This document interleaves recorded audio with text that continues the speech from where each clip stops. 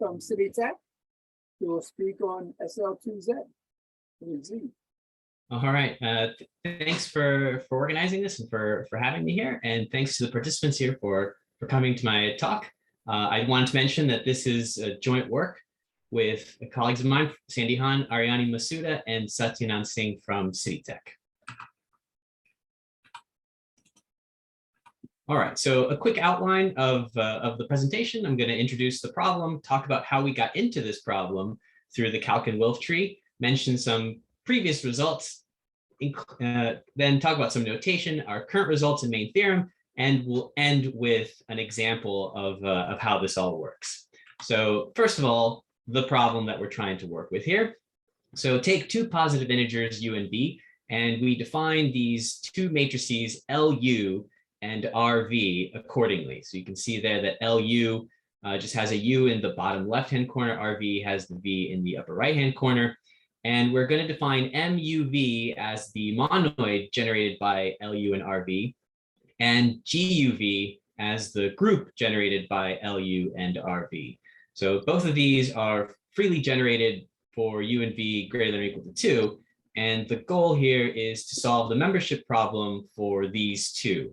What do I mean by that? I mean that if you're given some 2 by 2 matrix and a specific group or monoid for a fixed value of U and V, is there some kind of test or something that we could do in order to figure out whether or not the matrix is a member of either the monoid or the group? So is there some kind of simple computation or some quick test or just anything that can be done to see if we could figure out whether or not they belong in a particular monoid or group? So how we got into this problem originally was through Calkin-Wilf tree. So the Calkin-Wilf tree is an infinite binary tree that has a generation rule that says you label the vertices by rational numbers in the following way. You have the root is labeled by 1/1, and then every vertex has a left child and a right child. The left child you obtain by adding the numerator to the denominator, and the right child you get by adding the denominator to the numerator.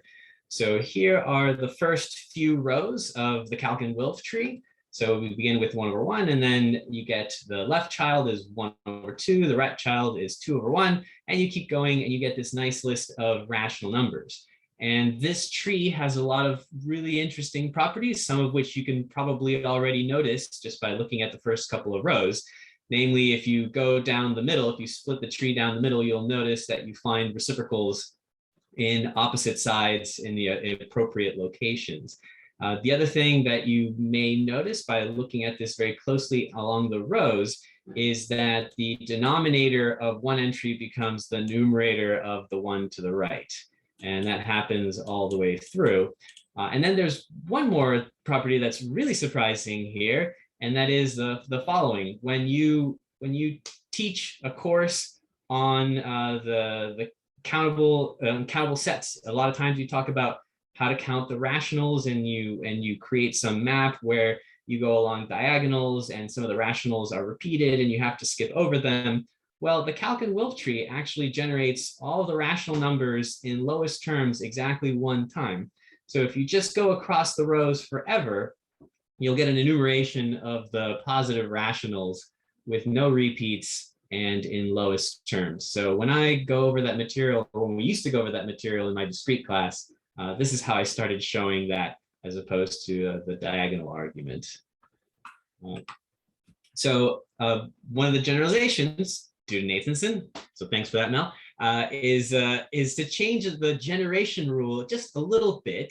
So we include now these two parameters, u and v. When you go to the left, you add not just the numerator, but u times the numerator to the bottom. And when you go to the right, you don't add just the denominator, but v times the denominator.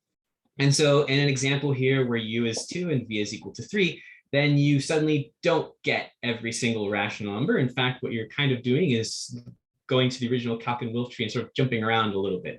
So you lose a lot of the basic symmetries that the Calkin-Wilf tree has, but some of the properties are preserved in some form or another. So that's how we came into this this area, was to study more of these UV Calkin-Wilf tree properties.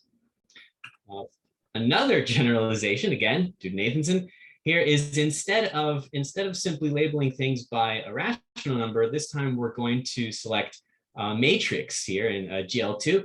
And then the left child is going to be labeled according to this rule here, and the right child is going to be labeled according to this rule as well. And what you'll notice here is it seems like you're really running two Calkin-Wilf UV Calkin-Wilf trees side by side.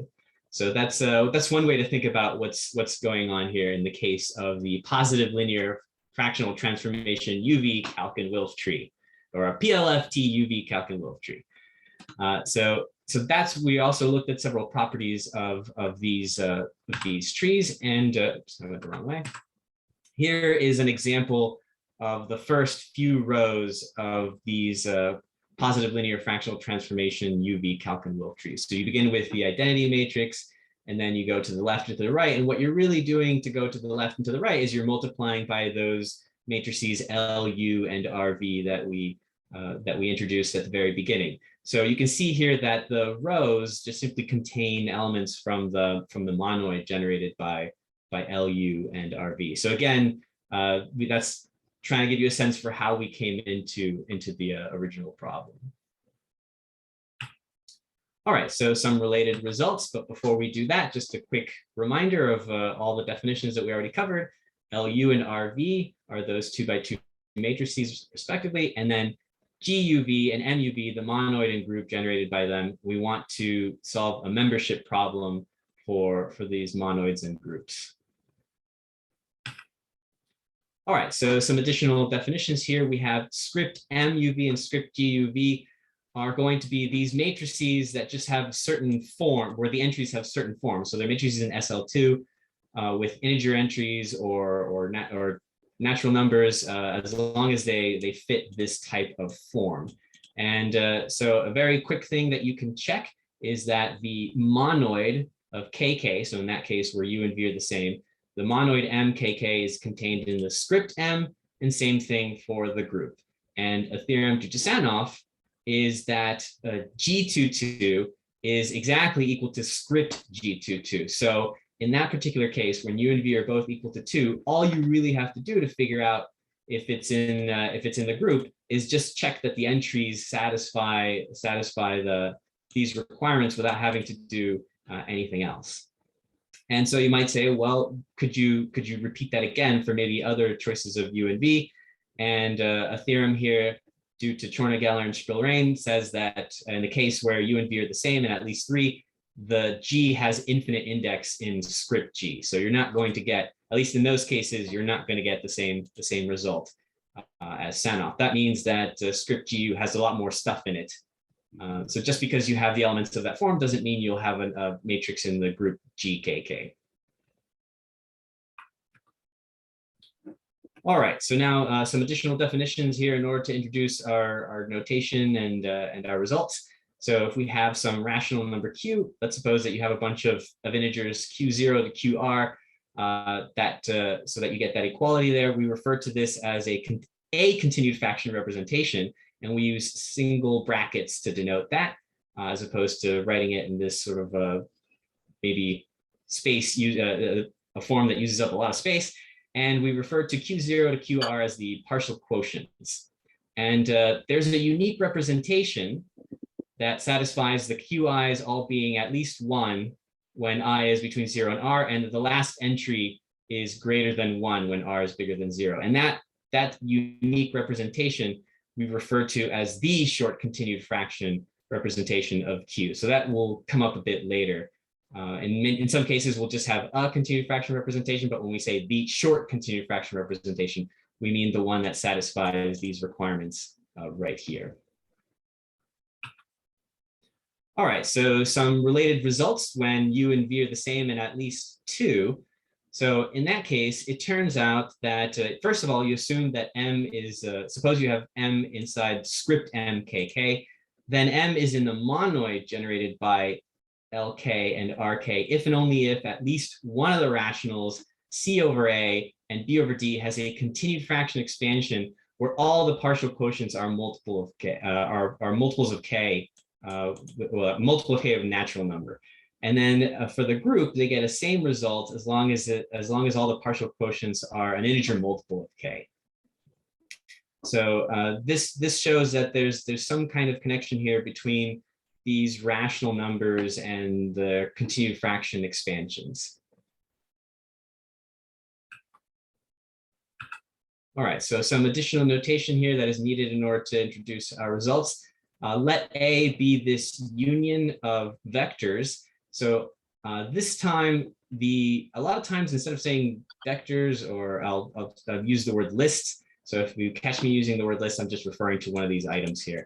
So in this case, the first entry is an integer. It could be 0, but afterwards the list here could be as long as you like, but the other entries have to be non-zero. So this uses double square brackets instead of single square brackets. That's going to be related to the continued fraction notation we saw earlier, but it's not quite the same. And we need some additional notation here. If I put a negative sign in front of one of these lists, I'm really just meaning that you take the negative of all the entries. And then this O plus is a type of concatenation that occurs here. So if this entry P0 is non-zero, you just concatenate these two lists. But if the first entry is 0, then you do something slightly different. Because remember, the definition says that after the first entry, everything must be non-zero if there's something there. All right, so then some sets that are needed in order to state our results appropriately. A0 is going to be the set of all lists where if you take some sublist of it, you don't get 0 when you consider it as a rational number. And this is important because we need to make sure that when we're manipulating these lists later, that we're not accidentally causing us to create a list where we'll be dividing by 0 at some point in time. So A0 just excludes a list that could present a problem. A1 has this restriction that all the QIs have to be at least 1 and the last entry has to be greater than 1. You'll notice that looks very familiar when it comes to comparing it to the definition of the short continued fraction representation. So that's very much going to play a link there. And then A2 is a set of lists where the entries are in absolute value at least 1. And these definitions might seem difficult to get at why it is that I've created them, but it was sort of like a hindsight kind of thing. Later, when we started doing computations and we started working on an algorithm to solve the membership problem, we realized that we needed to be very careful about which lists we applied our algorithm to. And so we had to have these definitions. So this is kind of a hindsight is 2020 kind of thing. So sort of let me have this for now, and then maybe you'll see where it comes into play later when we state the results. So let's define a function from the rationals to A1. So it's C for continued fraction, where basically what we do is you take a rational number, you write out its short continued fraction representation, and it looks like all you really do is flip the single brackets to square brackets. So you're just converting a rational number into some list, and that list is coming from the short continued fraction representation of X. And then we have a map E that goes sort of in the other direction, where given a list, you evaluate it, so E for evaluation, you evaluate it as the appropriate rational number. So that's like going from double square brackets to single square brackets, and this is where we needed the definition of A0 to make sure that we weren't accidentally dividing by 0 somewhere along the way. So you can see here that if you apply C and then E, you really get the thing that you started with. You go from a rational number to a short continued fraction representation as a list and then back, so you just get the same thing that you started with. All right, so the main definition that we're going to need here in order to help us with the membership problem is we have to define this function FUV from A1 to A2 in a recursive manner. Now, we've talked about this, we've given prior presentations on this material. In the case where U and V were at least 3. And so what we need to talk about today is we're extending that result to include cases where U and V are allowed to be equal to 2. And in doing so, we had to take our previous algorithm and we had to modify it. And it had to be a little bit more selective about how it manipulates the various lists that we encounter. So in the past, what we used to do is we had a list and we ran it through an algorithm that essentially just eliminated any one that appeared in the list. And we could not do that in the case where u or v is equal to 2. So we have this recursively defined algorithm that sort of combs through these lists, carefully manipulating the entries in such a way that we get our desired results. So right now you can see that what it does really is it looks at the very first entry and then checks to see if there's some kind of divisibility by one of the u's of v's specified. And if it is not, it modifies it a little bit and then moves on to the next entry. So it sort of gobbles up the list a little bit at a time, checking divisibility first by v and then by u. So if you'll notice in this definition, we have FUV here, and then in the next step it says FVU. So the roles of u and v get flip-flopped as we go through the list one entry at a time. This was something that did not happen in an earlier version of this function that we used in a case where u and v were at least 3. So 2 plays a special role that makes this problem a little bit more complicated. So the lemma here that's very important is that if you take a list and you run it through that function we just defined above, and then you evaluate it, you get the exact same thing that you do if you simply evaluated the original list. In other words, our previous function FUV, while it changes the entries in the list, it does not change the rational number that it's associated with. So why does this lemma work? Why is it that all of those definitions essentially do nothing, at least with respect to the evaluation map? And it's all because of this identity right here. So you can probably check it before I'm done with this presentation. So if you start working now, I'm sure you can get there before I run out of slides. And so this is really the thing that makes all of our results work, that we are able to manipulate the lists in such a way that it doesn't change the evaluation map, while at the same time giving us information about whether or not a matrix belongs to a particular group or not.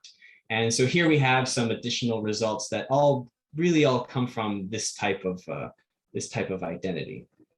So we needed some of these in the case where u or v is equal to 2, but we did not in an earlier version when we only considered u and v greater than or equal to 3. All right, so our main results then, we need one more definition and then I'll say the results. So we say that, that a list satisfies the UV divisibility property if the even indexed entries are divisible by V and the odd indexed entries are divisible by U. And so we have a proposition similar to the one that was given earlier when U and V were the same, that M and G are both contained in script M and script G respectively, even when U and V are different. All right, so the main results here is that for U and V greater than or equal to 2, and if you have any matrix in script MUV, then M is in the monoid if and only if the map C applied to B over D satisfies the UV divisibility property. So this is an extension of the results by Esbelin and Goutin that we saw earlier, where they said that all the entries were multiples of K. Now we don't assume that U and K are the same, but instead we get this alternating divisibility first by V, then by U, and so on. And so we had a result in 2019 that went for the group, but only in the case where U and V were at least 3. And thanks to this new definition of FUV, we can extend that to in the case where U and V are greater than or equal to 2 with UV, the product of U and V at least 4. So in this case, what happens is you take B over D, you convert it into a list by applying the map C, then you apply this FUV, that map that goes through the entries and modifies them. And if afterwards, after you've applied FUV, if the list that comes out satisfies the UV divisibility property, then you're in the group. And this is an if and only if kind of thing. So if you're in the group, then that list will satisfy the UV divisibility property. And if it satisfies the UV divisibility property, you got to be in the group. So we were able to extend that to the K to go beyond just U and V greater than or equal to 3. And so we wanted to end with an example. I've said a lot of things. Let's actually see it in action. All right, so here's a matrix. So this 2x2 matrix, is that in G23? Well, the first thing that we should do is check to see if it's in script G23. And so, yeah, the determinant is 1. If you look at the entries, they do satisfy the appropriate forms needed to be in G23. All right, so we've got something going there, but it's possible that it's not in G23. It's only in the script version. So we take B over D and write it out as its continued fraction. So there it is. You can check if you like. And so now we have to apply F23 and C. So we do it one at a time. So first we apply C to that continued fraction. So that means we write it as a list. And now we start applying F23 recursively. So what it does is it goes through the entries one at a time, essentially checking to see if the entry is divisible by whatever parameter here is playing the role of V. If it is divisible, it moves on. If it's not divisible and the following entries are 1s or 2s, then it modifies things a little bit. So in the first step, it looks at 9, that's divisible by 3, so it moves on. And now it encounters this 1, and it's checking to see if it's divisible by 2. It is not, but some of the follow-up entries are 1s, and if you go back to the definition, you can use 1s to change the values around it to force it into having the right divisibility, hopefully, and you move on. So in this case, because this second entry is a 1, we can distribute the 1, forcing the entry before and the one afterwards to be 1. That's that lemma I showed. And then the algorithm keeps moving through as best as it can. If it ever encounters a situation where it can't force something to be divisible by the right thing, it just terminates. So then this algorithm, you go all the way through to the end, you see that we have a lot of concatenation and a lot of negatives to deal with. When you put them all back together, you get this list down at the bottom, 9, 2, -3, 10, 3, -2, 6. That does satisfy the 2-3 divisibility property, so that matrix is in G23. If any of those had not been divisible by 2 or 3 in the appropriate way, we could have discarded that matrix. And furthermore, not only do you get whether or not it's in the group, the entries themselves will tell you the appropriate alternating powers of R, U, and LU and RV that are necessary to put this together. Now, depending on whether you do this on the first column or the second column of the 2x2 matrix, you might have a hidden power of L or a hidden power of R. But you can extract that by multiplying by the inverse of all of these in the appropriate way, and you dig out the last missing power. And so that's it for today. I think I'm out of time, and in the spirit of a lot of movies, let's do a post-credit bonus slide. We recently obtained we're working on writing up some results in the cases where you have G of 1, 2, and 1, 3 that are similar to the result of Sanoff. And we've gotten a new type of algorithm to work in the case of 1V, where V is at least 4. So we've kind of extended. We have to change some of the definitions, but we can extend what we've been doing. All right, that's the real ending. Thank you. Thank you.